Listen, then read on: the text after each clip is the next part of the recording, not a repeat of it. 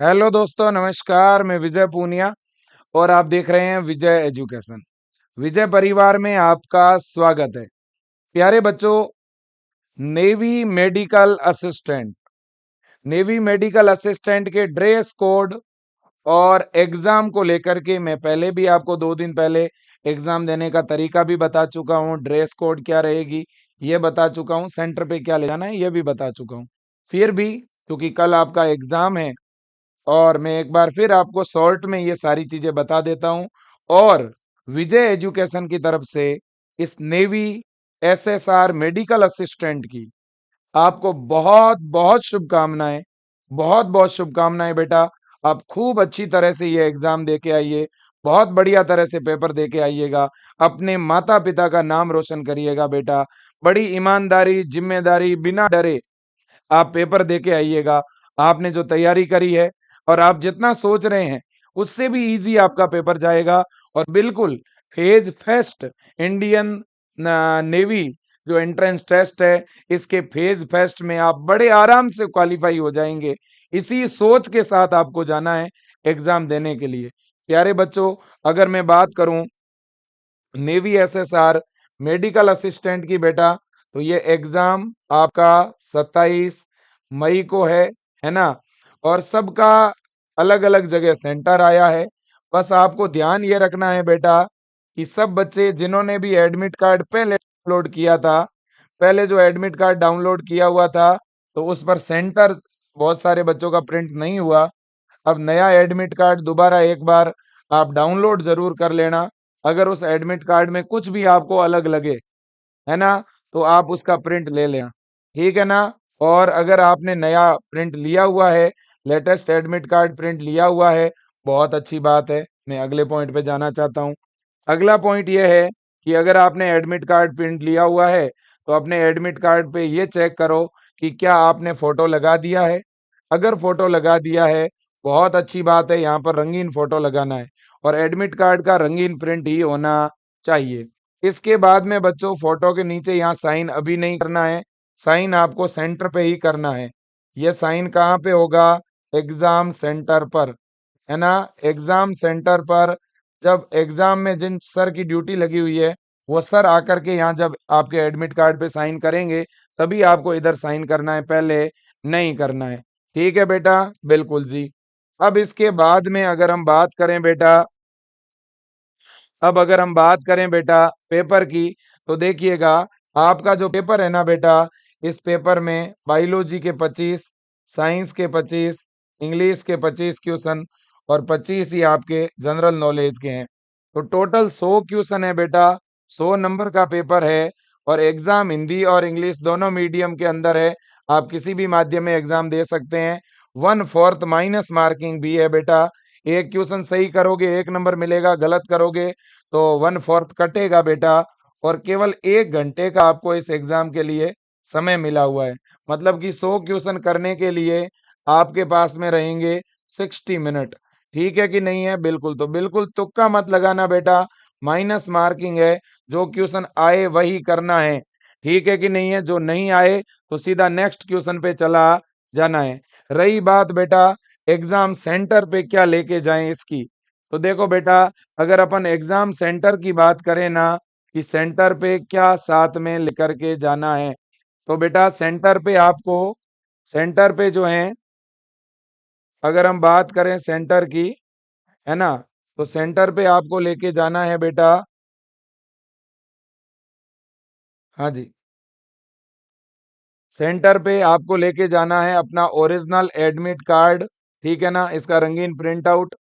दूसरा आपको original copy of Aadhaar card, Aadhaar card तो बिल्कुल कंपलसरी है, ले जाना है ही। और तीसरी जो चीज आपको लेके जानी है, वो ले जाना है अपना फोटो बेटा, है ना। तो एडमिट कार्ड, आधार कार्ड और फोटो, ये 3 चीज हर बच्चे को लेके जानी है। ये तीनों कंपलसरी है। ये तीनों क्या है बेटा?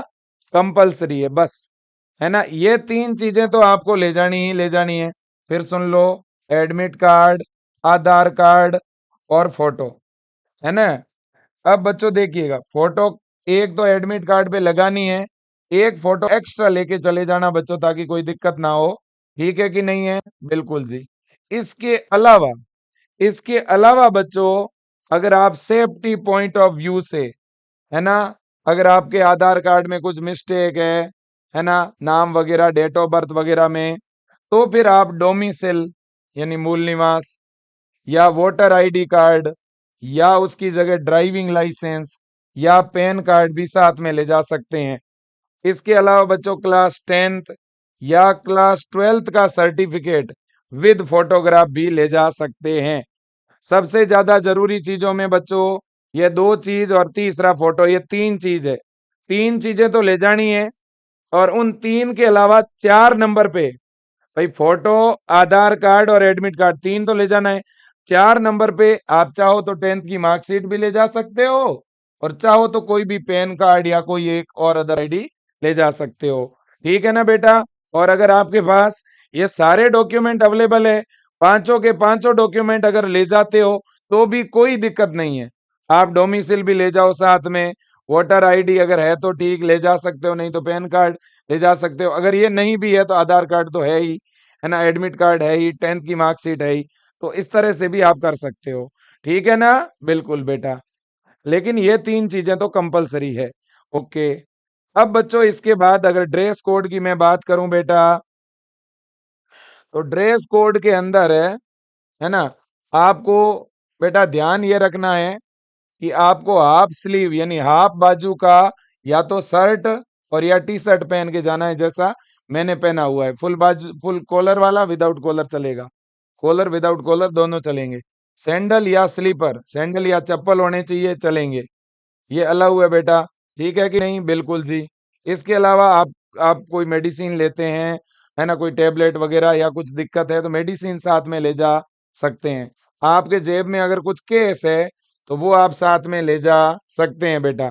इसके अलावा क्या अलाउ नहीं है? नॉट अलाउ, है ना, आप बेटा सेंटर पर अंदर जो है वॉच पहन के नहीं जा सकते, कोई भी गले में हाथ में कोई ज्वेलरी है तो वो पहन के नहीं जा सकते, शूज पहन के नहीं जा सकते, कोई भी पेंसिल, इरेजर, ज्योमेट्री बॉक्स, ये चीजें आप नहीं ले जा सकते बेटा साथ में, है ना। बेल्ट पहन के आप नहीं जा सकते, कोई भी बैग है या पर्स है ये नहीं ले जा सकते। इसके अलावा बेटा कोई गमछा है, टोपी है, रुमाल है ना, ये चीजें आप नहीं ले जा सकते साथ में। और बाकी अपना कोई भी इलेक्ट्रॉनिक डिवाइस है, चाहे कैलकुलेटर हो, मोबाइल हो, ये सारी चीजें आपको बाहर रखनी पड़ेगी। ठीक है ना बेटा? बिल्कुल जी। तो इन चीजों का ध्यान रखना। अब रही बात की सर क्या जीन्स पहन के जा सकते हैं? बेटा देखो, जीन्स अगर नॉर्मल फॉर्मल जीन्स है, बहुत ज्यादा उस पे जेब वगैरह नहीं है, तो आप पहन के जा सकते हो। अदरवाइज आप पैंट है, ट्राउजर है, लोअर है, केपरी है, पैंट है, ये चीजें, पायजामा है, ये पहन के जा सकते हो। ठीक है बेटा? बिल्कुल जी। तो इन चीजों का आप ध्यान रखना। कोई धार्मिक पोशाक है तो वो आप पहन के जा सकते हो। इन्होंने बोला भी है बच्चों कि ये चीजें आप जो हैं वो नहीं साथ में लेकर जाएं, है ना। ये चीजें अलाउ नहीं है, ये वाली देखो, फेस कवर नहीं होना चाहिए आपका, बड़े मतलब शूज होना ही नहीं चाहिए, है ना। कोई भी मेरे दोस्तों बड़े बटन वाली चीजें नहीं होनी चाहिए, जैकेट है, ग्लव्स है ना। इसके अलावा बच्चों बहुत ज्यादा पॉकेट नहीं होने चाहिए कपड़ों में, है ना। कोई भी मोबाइल वगैरह साथ में नहीं ले जाना है। कोई भी जो है मफलर है ना, रुमाल है, ये चीजें नहीं लेके जानी है। स्वेटर पहन के नहीं जा सकते साथ में, है ना। और कोई भी ज्वेलरी नहीं होनी चाहिए कानों में, है ना, हाथ पे, किसी भी तरह की घड़ी भी नहीं होनी चाहिए। तो ये चीजें बेटा अलाउ नहीं है, तो इसका आप ध्यान रखोगे। ठीक है ना? बाकी बेटा आपका जो एग्जाम है ना वो ऑनलाइन होगा, एग्जाम होगा ऑनलाइन। ठीक है ना?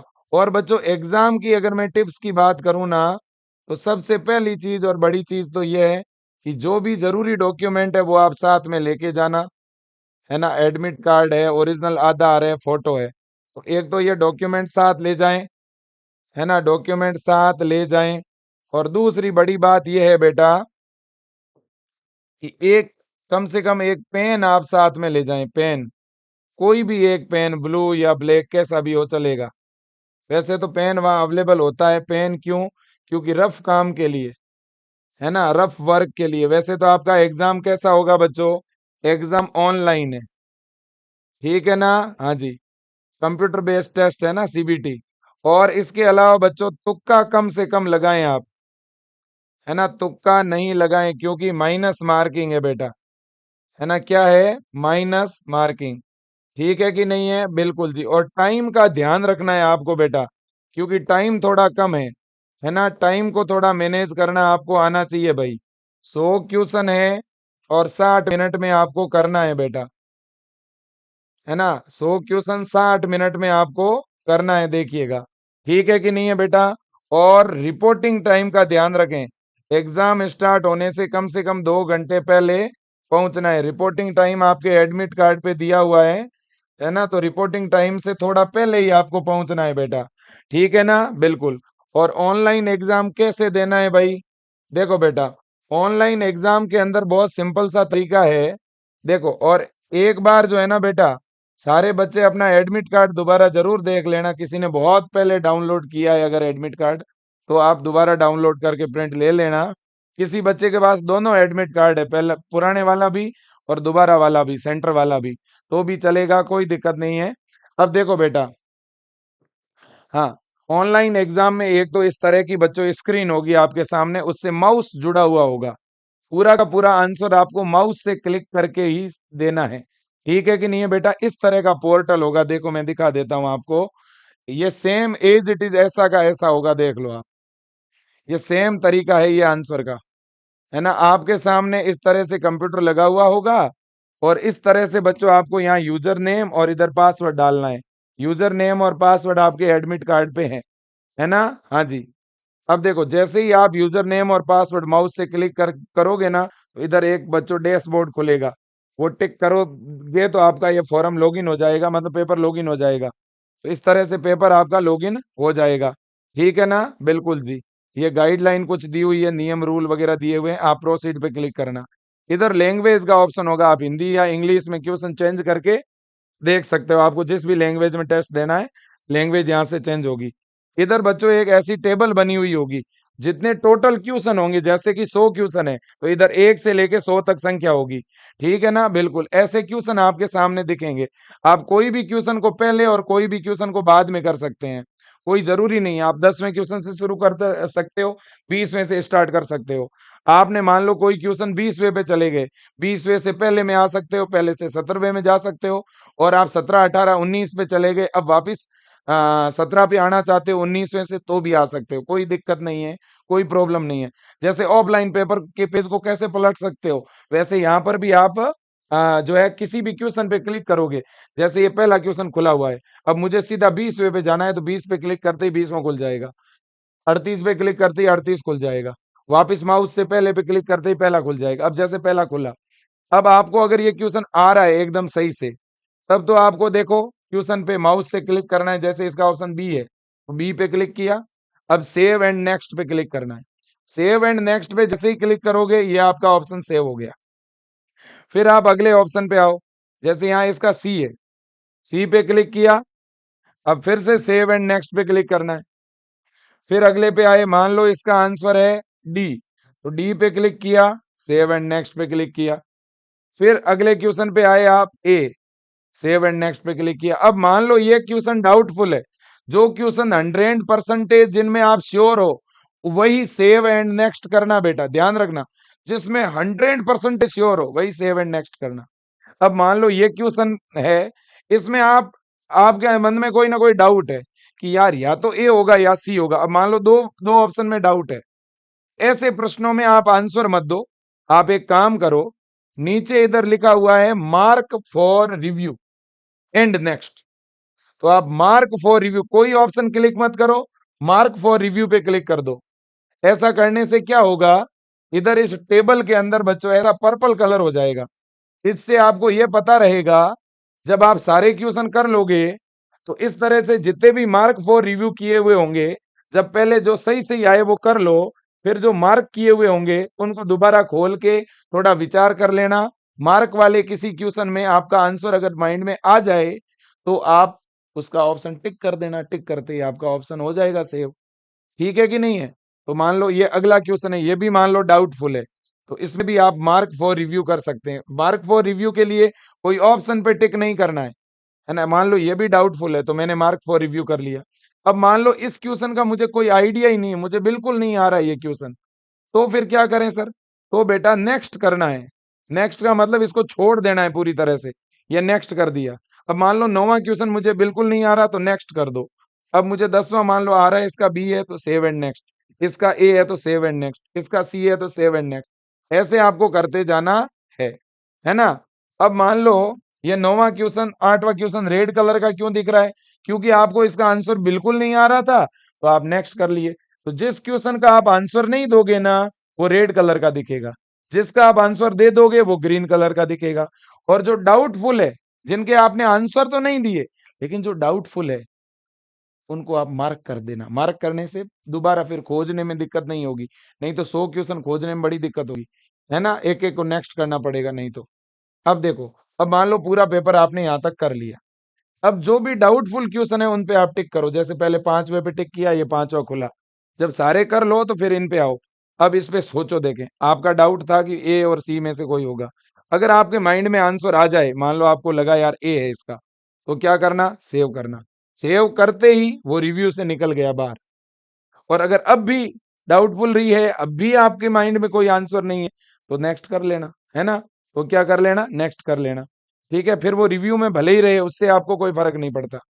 तो सर जो क्वेश्चन का मैंने आंसर नहीं दिया बिल्कुल भी, जो रेड कलर का है, उसको भी मैं पढ़ सकता हूँ, उसका भी आंसर दे सकता हूँ क्या? बिल्कुल दे सकते हो।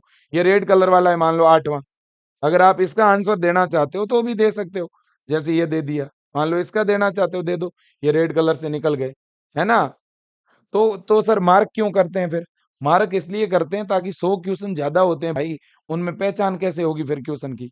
जैसे डाउटफुल कौन से हैं और जिनका आंसर बिल्कुल नहीं आ रहा, वो नेक्स्ट कर लोगे तो वो रेड कलर का दिखेगा। जो थोड़ा बहुत डाउटफुल होगा उसको मार्क कर लो, ताकि दोबारा दोबारा जब सारे कर लोगे, जो 100% आ रहे हैं, मान लो 100 में से 50 क्वेश्चन आपको एकदम सही सही आ रहे थे, आपने कर लिए, तो वो 50 के ऑप्शन तो ग्रीन दिखेंगे आपको। अब उन 50 सही करने के बाद पीछे 50 बचे हुए, उनमें से 20 क्वेश्चन पे आपने मार्क किया हुआ है, तो वो 20 क्वेश्चन आपको बैंगनी कलर के दिखेंगे। अब आप उनके बाद वो 20 क्वेश्चन करोगे। 20 करने के बाद पीछे 30 बचे हुए रेड रेड, इसका मतलब है वो बिल्कुल नहीं आ रहे। अब अगर टाइम बचे तो वो रेड रेड वाले खोल के दोबारा देख लेना, किसी में कोई आइडिया लग जाए तो आंसर दे देना।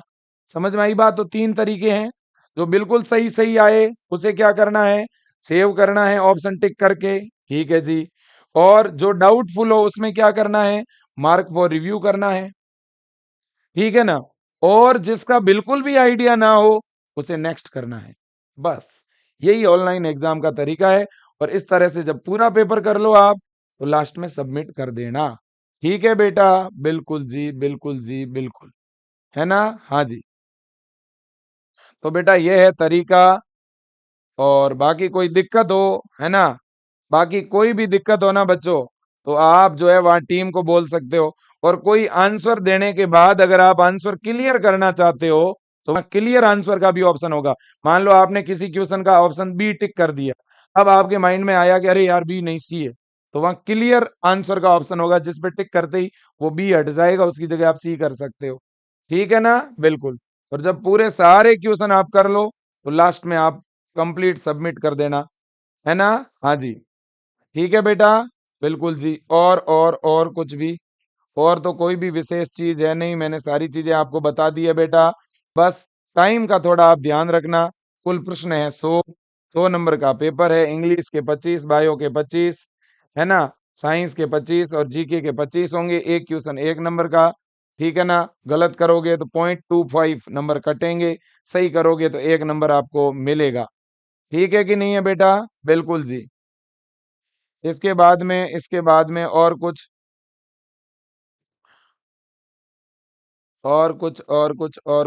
विशेष चीज है नहीं। हाँ, और बच्चों ब्राउजर जो होगा ना आपके कंप्यूटर में, उस ब्राउजर को आप बंद ना करें, इस बात का ध्यान रखें। स्क्रीन को बंद ना करें, है ना। स्क्रीन पर प्रदर्शित नाम, हॉल टिकट, फोटोग्राफ जांचें। किसी भी विसंगति के मामले में तुरंत निरीक्षक को सूचित करें। बच्चों ध्यान रखिएगा, आपका जब एग्जाम होगा ना तो आपको जो कंप्यूटर मिलेगा उस पर जब आप आईडी डाल के लॉगिन करेंगे तो वहां आपकी डिटेल दिखेगी। अगर आपकी डिटेल नहीं दिख रही है तो वहाँ जिनकी भी ड्यूटी लगी हुई है उनको आप बता देना कि भाई ऐसी ऐसी प्रॉब्लम है, मेरी डिटेल सिस्टम में नहीं दिख रही है। ठीक है ना? हाँ जी। तो ये आप ध्यान रखना, ध्यान रखना, ध्यान रखना। हाँ, बाकी आपका जो टाइमर है ना बच्चों, वो स्क्रीन पे चलता रहेगा, है ना? बाकी आपका टाइमर चलता रहेगा। ठीक है बेटा, thank you so much, best of luck. तो सेशन को मैं यहीं पर क्या कर रहा हूँ बेटा, एंड कर रहा हूँ। तो आपका बहुत बहुत धन्यवाद। Thank you so much, best of luck again बच्चों। थैंक यू सो मच, खूब खुश रहिए, बढ़िया तरह से एग्जाम दीजिए।